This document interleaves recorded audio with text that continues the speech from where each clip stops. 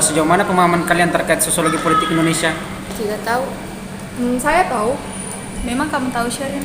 Iya, sekarang kita udah masuk di materi rekrutmen politik. Nah, teman-teman sekalian, untuk pembahasan selanjutnya, silakan simak video berikut ini ya.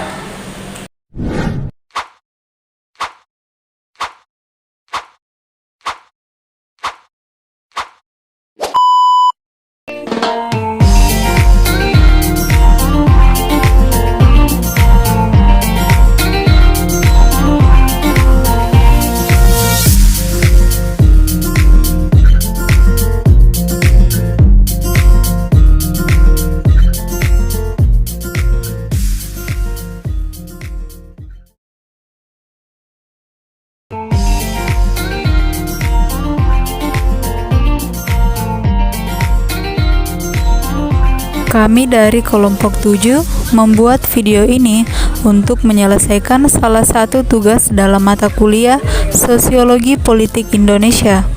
Kami dari kelompok 7 terdiri dari 4 anggota kelompok yang masing-masing bekerja sama dalam memenuhi tugas dengan judul materi rekrutmen politik.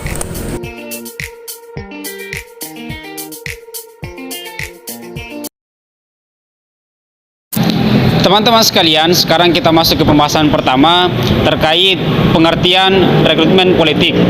Perlu kita ketahui teman-teman sekalian bahwa rekrutmen politik adalah proses oleh partai politik dalam mencari anggota baru dan mengajak orang yang berbakat untuk terlibat langsung dan berpartisipasi dalam suatu proses politik. Rekrutmen yang dilakukan oleh partai politik tidak sebatas hanya untuk mencari anggota baru, tetapi juga merekrut dan mencalonkan anggota partai untuk posisi jabatan publik. Rekrutmen politik juga dimaknai luas sebagai cara pemilihan, seleksi, dan pengangkatan para warga negara guna untuk diorbitkan menjadi calon-calon pemimpin dalam sistem politik pada umumnya dan pemerintahan pada khususnya. Teman sekalian, sekarang kita masuk di bentuk-bentuk rekrutmen politik. Michael Rush dan Philip Althoff pada tahun 2005 memaparkan 7 bentuk rekrutmen politik yang lazim diperhatikan di berbagai negara. Pertama, seleksi melalui ujian dan pelatihan. Seleksi semacam ini umumnya digunakan untuk mengisi kekosongan pada jabatan birokrasi, seperti pelaksanaan tes CPNS yang dilakukan di Indonesia. Kedua, seleksi melalui penyortiran atau menarik undian. Seleksi semacam ini pernah diterapkan pada era Yunani kuno. Ketiga, seleksi melalui rotasi atau giliran. Seleksi ini hampir sama dengan seleksi pada bentuk sebelumnya. Adapun seleksi ini bertujuan untuk mencegah dominasi dari sekelompok elit politik tertentu yang ingin menguasai berbagai jabatan politik yang strategis. Keempat, seleksi melalui perebutan kekuasaan dengan jalan menggunakan kekerasan. Kelima, seleksi dengan cara patronage. Patronage merupakan bagian dari suatu sistem penyuapan dan sistem korupsi yang rumit. Politik mahar merupakan salah satu contoh praktik patronage. Keenam, seleksi dengan memunculkan pemimpin-pemimpin alamiah. Ketujuh, seleksi melalui koopsi, yaitu seleksi yang dilakukan oleh pemimpin-pemimpin untuk memilih figur tokoh agar masuk ke dalam sebuah organisasi politik. Selanjutnya teman-teman, kita masuk ke pembahasan mengenai rekrutmen politik dalam sistem politik di Indonesia. Pola rekrutmen politik di Indonesia pada masa Orde Baru dilakukan secara semi terbuka. Tentu hal ini dapat dilihat dari dominannya peran lembaga pemilihan umum atau yang dikenal dengan LPU dalam melaksanakan tugas rekrutmen politik. Meskipun partai politik sudah menyiapkan kader, tetapi LPU dapat saja menolak para kader tersebut untuk ditempatkan pada jabatan-jabatan tertentu karena dianggap berseberangan, tidak sesuai dengan ideologi pemerintah, atau merupakan anggota dari organisasi yang dianggap ilegal pada masa itu. Dengan kata lain, kriteria perekrutan politik pada saat itu dilihat dari seberapa mampu bekerja sama dengan pemerintah dan seberapa mampu mengakomodasikan segala kehendak pemerintah pada saat itu. Sementara itu, pada masa reformasi, proses rekrutmen politik sudah mulai dilakukan secara terbuka. Setiap orang mendapat kesempatan yang sama untuk mengikuti proses rekrutmen politik. Akan tetapi, di sisi lain, semangat kompetisi di dalam proses rekrutmen politik tidak sehat. Hal ini dapat terlihat dari banyaknya anggota calon legislatif yang tidak siap kalah saat pemilihan umum berlangsung, serta beragam konflik-konflik bernuansa politis yang terjadi di berbagai daerah di Indonesia. Materi berikutnya adalah faktor-faktor yang mempengaruhi pelaksanaan rekrutmen politik. Faktor utama yang mempengaruhi pelaksanaan rekrutmen politik adalah bukan tentang siapa yang akan menjadi bakal calon pemimpin negeri ini, tetapi memfokuskan pada persoalan di sekitar politik. Persoalan di sekitar politik berarti setiap calon-calon pemimpin yang akan dipilih harus mampu mengoptimalisasikan segala tenaga dan upayanya untuk menyeimbangkan segala polemik-polemik yang sedang terjadi di negara ini untuk dipersempit dampaknya, sehingga iming-iming tersebut menjadi daya tarik bagi masyarakat luas untuk memilihnya sebagai calon pemimpin ke depannya. Kekuasaan real berarti seorang calon pemimpin harus memiliki teknik yang tersimpan di dalam konsep pikirannya untuk dikembangkan ketika telah menjadi pemimpin. Konsep tersebut berisi suatu cara bagaimana mempengaruhi masyarakat luas sehingga mampu dipercaya untuk memimpin dalam periode yang lama. Unsur yang terakhir adalah berada dalam suatu historis, yang artinya setiap pemimpin otomatis menginginkan nama dan jasa-jasanya selalu terekam dalam benak pikiran masyarakat, dan setiap calon pemimpin harus mampu merangkai konsep tersebut sebelum dirinya terpilih menjadi pemimpin.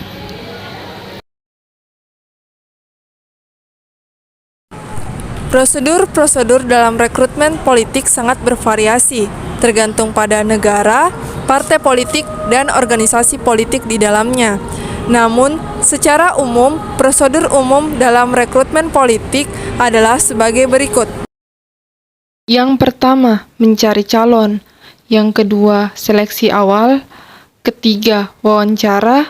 Keempat, pemeriksaan latar belakang. Kelima, pelatihan. Keenam, pengumuman resmi. Dan yang ketujuh, pengawasan. Materi berikutnya adalah jalur-jalur politik dalam rekrutmen politik. Ada 4 jalur yang digunakan dalam rekrutmen politik. Yang pertama adalah jalur koalisi partai politik atau pimpinan-pimpinan partai politik. Yang kedua adalah jalur rekrutmen berdasarkan kemampuan-kemampuan kelompok atau individu. Yang ketiga adalah jalur rekrutmen politik berdasarkan kaderisasi, dan yang keempat adalah jalur rekrutmen politik berdasarkan ikatan primordial. Jalur-jalur politik dalam rekrutmen politik. Yang pertama adalah jalur koalisi partai atau pimpinan-pimpinan partai politik. Rekrutmen politik seringkali tergantung kepada peranan masing-masing partai dalam suatu koalisi, sehingga berbagai kesepakatan dan pengangkatan politik seringkali atas hasil koalisi antar partai yang berperan dalam suatu lingkup sistem politik suatu negara. Yang kedua adalah jalur rekrutmen berdasarkan kemampuan-kemampuan dari kelompok atau individu. Partai politik merekrut seseorang untuk menduduki jabatan-jabatan politik berdasarkan kriteria-kriteria tertentu dengan melihat distribusi sumber-sumber kekuasaan dan bakat-bakat yang terdapat dalam masyarakat, baik langsung maupun tidak langsung, serta menguntungkan kepentingan partai. Yang ketiga adalah jalur rekrutmen politik berdasarkan kaderisasi. Menurut Gabriel Almond dan G. Bijem Powell, rekrutmen politik tergantung pula kepada proses seleksi dalam partai politik itu sendiri. Organisasi partai politik secara berkesinambungan berusaha untuk merekrut anggotanya ke dalam tingkatan-tingkatan tertentu dan mobilisasi partisipasi politik mereka untuk kepentingan-kepentingan partai yang nantinya akan menguntungkan partai politik, membangun dan menyiapkan kader-kader yang dapat dipercaya. Yang keempat adalah jalur rekrutmen politik berdasarkan ikatan primordial. Almond dan Powell menyatakan bahwa dalam sistem politik tradisional, rekrutmen politik masih didasarkan kepada hubungan keluarga atau diverse family, hubungan agama atau religius, dan pertalian keluarga berdasarkan perkawinan. Misalnya, sistem politik monarki. Anak raja otomatis akan menggantikan ayahnya jika sang ayah wafat.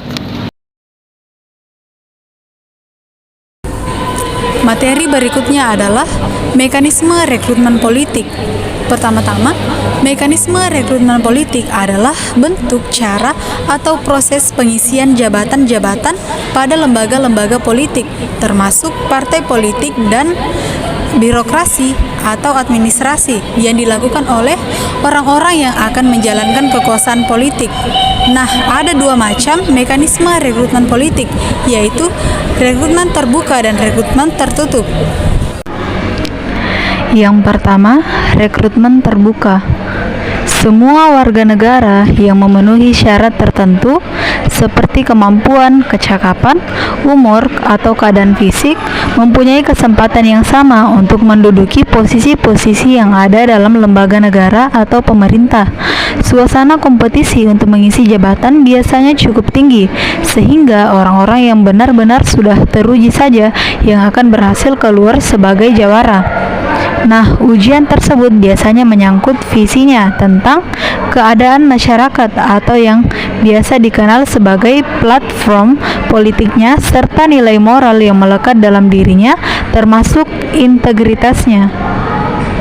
Rekrutmen tertutup. Nah, kesempatan tersebut hanyalah dinikmati oleh sekelompok kecil orang. Ujian oleh masyarakat terhadap kualitas serta integritas tokoh masyarakat biasanya sangat jarang dilakukan, kecuali oleh sekelompok kecil elit itu sendiri. Baik, materi selanjutnya yaitu sistem rekrutmen politik dalam partai politik. Nah, adapun sistem perekrutan politik terdapat 8 cara, yaitu Yang pertama, seleksi pemilihan melalui ujian dan pelatihan. Yang kedua, seleksi melalui penyortiran. Yang ketiga, seleksi melalui rotasi dan giliran. Yang keempat, seleksi melalui perebutan kekuasaan. Kelima, seleksi dengan cara patronage. Yang keenam, seleksi dengan memunculkan pemimpin-pemimpin alamiah. Dan yang terakhir yaitu seleksi melalui koopsi. baik materi selanjutnya yaitu pola-pola dalam rekrutmen politik. Nah, adapun pola-pola rekrutmen politik yang dikemukakan oleh Romley ada 4, yaitu Pertama, partisan, yaitu pendukung yang kuat, mempunyai loyalitas yang tinggi terhadap partai, sehingga bisa direkrut untuk menduduki jabatan strategis kader internal partai. Yang kedua, compartmentalization, yaitu proses rekrutmen yang didasarkan pada latar belakang pendidikan dan pengalaman organisasi atau kegiatan sosial politik seseorang, misalnya aktivis LSM. 3. Immediate survival, yaitu proses rekrutmen yang dilakukan oleh otoritas pemimpin. Dan yang terakhir yaitu civil service reform, yaitu proses rekrutmen berdasarkan kemampuan dan loyalitas seorang calon sehingga bisa mendapatkan kedudukan yang lebih tinggi atau penting. Contohnya, non-kader namun mempunyai kedekatan dengan partai. Oke, materi selanjutnya yaitu fungsi rekrutmen politik. Fungsi rekrutmen politik selain menjaring seseorang atau sekelompok untuk menjadi kader partai, rekrutmen politik juga berhubungan dengan bagaimana terhadap seseorang, baik in group ataupun out group, menjadi Pimpinan Nasional. Dengan fungsi ini, menurut Miriam Budiarjo, partai politik berfungsi untuk mencari dan mengajak orang berbakat untuk turut aktif dalam kegiatan politik sebagai anggota atau kader politik. Dengan demikian, partai politik turut memperluas partisipasi politik yang dilakukan dengan cara kontak pribadi, persuasi, dan lain-lainnya. Selain itu, juga diusahakan menarik golongan muda untuk dididik menjadi kader yang di masa mendatang akan mengganti pimpinan lama. Senada dengan hal itu, Ramla Surbakti berpendapat bahwa rekrutmen politik ialah seleksi dan pemilihan atau seleksi dan pengangkatan seseorang atau sekelompok orang untuk melaksanakan sejumlah peranan dalam sistem politik pada umumnya dan pemerintahan pada khususnya. Fungsi ini semakin besar porsinya manakala partai politik itu merupakan partai tunggal seperti dalam sistem politik totalitar atau manakala partai politik itu merupakan partai mayoritas dalam badan perwakilan rakyat yang berwenang membentuk pemerintahan dalam sistem politik demokrasi. Oke, materi selanjutnya yaitu partai politik sebagai sarana utama dalam rekrutmen politik. Dalam proses rekrutmen politik, partai politik memegang peranan yang vital dalam menyiapkan kader yang dibutuhkan dalam suatu jabatan politik tertentu. Miriam Budiarjo menegaskan salah satu fungsi partai politik dalam negara demokrasi yaitu menyelenggarakan rekrutmen politik. Partai politik inilah yang menjadi perpanjangan tangan untuk meningkatkan partisipasi politik di tengah masyarakat. Partai politik memegang tanggung jawab untuk membentuk kader politik agar bisa menjalankan sistem politik negara dengan baik. Oke, materi terakhir yaitu contoh rekrutmen politik di Indonesia.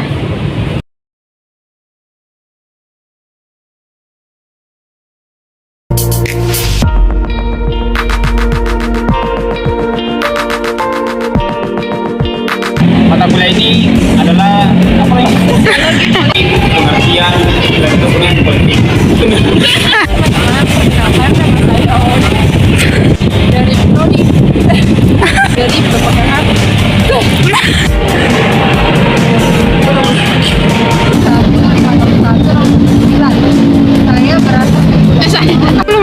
Saya pengen hitung.